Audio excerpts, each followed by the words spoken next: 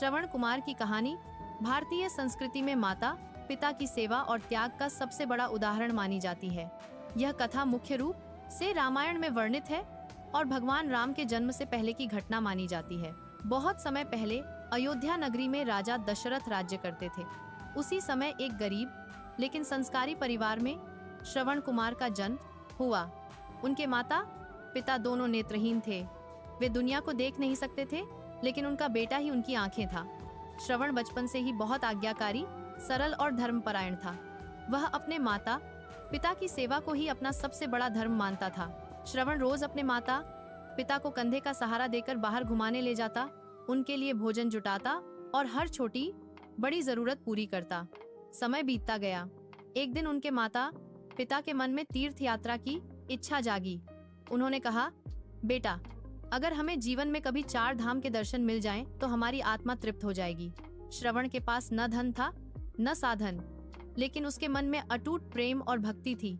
उसने एक मजबूत कांवड़ बहंगी बनाई, जिसके दोनों सिरों पर टोकरी बांधी। एक टोकरी में माँ और दूसरी में पिता को बैठाया और खुद उसे कंधे पर उठाकर तीर्थ यात्रा पर निकल पड़ा। वह जंगलों, पहाड़ों और नदियों को पार करता हुआ माता पिता को पवित्र स्थलों के दर्शन कराता रहा।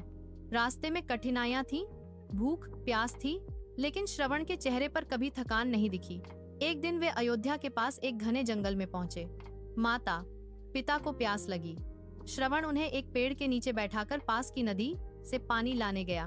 उसी समय राजा दशरथ शिकार पर निकले थे।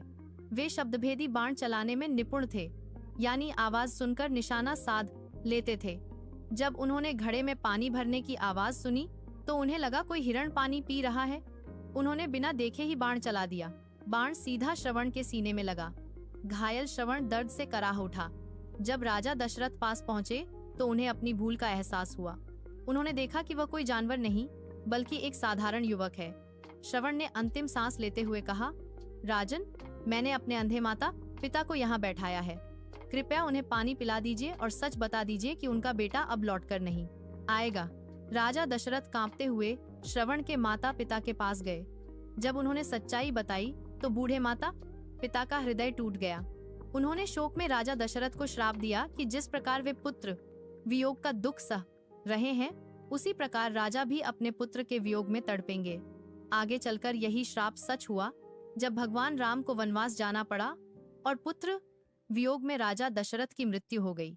श्रवण कुमार की कहानी हमें सिखाती है कि माता पिता की सेवा सबसे बड़ा धर्म है। उनका त्याग और प्रेम आज भी हर बेटे बेटी के लिए प्रेरणा है।